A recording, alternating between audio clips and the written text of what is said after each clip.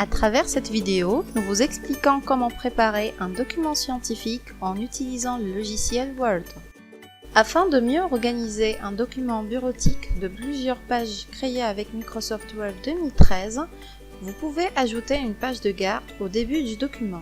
Afin de mieux organiser un document bureautique de plusieurs pages créé avec Microsoft Word 2013, vous pouvez ajouter une page de garde au début du document. Pour cela, la méthode la plus pratique est d'utiliser l'un des modèles de page de garde proposés par Office Word. Pour ajouter une page de garde, commencez par ouvrir votre document Word.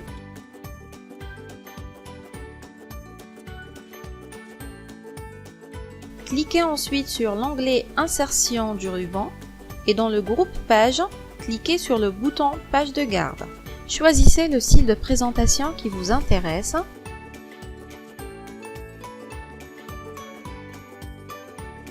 Et cliquez sur sa vignette pour valider l'insertion de la page de garde.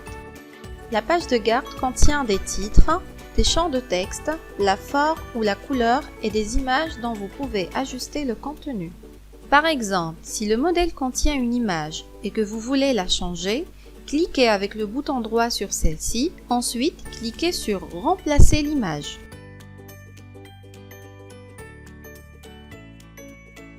Pour la saisie des différents éléments de texte, cliquez sur le champ à modifier, tapez le texte au clavier ou copiez-coller un nouveau texte.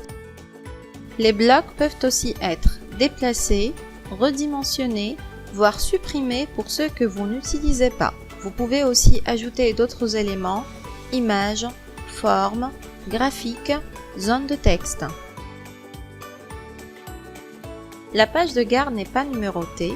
La numérotation des pages commence à la première page qui la suit, à partir de 1. Pour prendre en compte la page de garde comme page numéro 1, vous pouvez modifier la méthode de numérotation en cliquant sur l'onglet Insertion, puis sur le bouton Numéro de page et enfin, cliquez sur Format des numéros de page.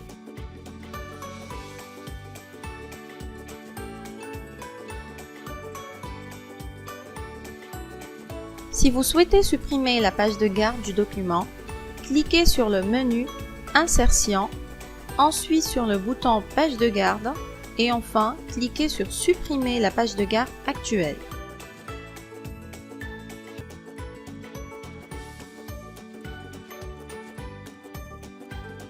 La table des matières, appelée également sommaire, permet un accès direct à la structure d'un document. Elle permet aussi de représenter les lignes directrices du contenu sans pour autant lire la totalité du document. Pour ajouter une table des matières dans un document, vous devez passer par deux étapes. D'abord, déterminez un style pour tous les titres qui se trouvent dans le document et que vous souhaitez faire apparaître dans la table des matières. Vous pouvez alors mettre en forme les titres de votre document en choisissant parmi les styles de titres qui vous sont proposés par le programme Word. Une fois que vous avez donné un style aux titres, Word recherche ces derniers et les utilise pour générer la table des matières. Maintenant, pour créer la table de matières, cliquez à l'endroit où vous souhaitez l'insérer, en général au début du document. Cliquez ensuite sur Références et enfin sur Table des matières. Choisissez maintenant une table automatique dans la galerie de style. Vous pouvez apporter des modifications au niveau du sommaire et pour ce faire, allez vers l'onglet Références du ruban, cliquez ensuite sur Table des matières, puis sur Table des matières personnalisées. Les modifications peuvent concerner la mise en forme du texte, la suppression des points qui se trouvent entre les titres, le nombre de niveaux de titres à inclure. Pour changer le nombre de niveaux qui figurent sur le sommaire, cliquez sur Afficher les niveaux et choisissez ensuite le nombre de niveaux que vous désirez faire apparaître. Pour changer l'apparence générale de la table des matières, cliquez sur Liste de formes et choisissez le style que vous souhaitez appliquer.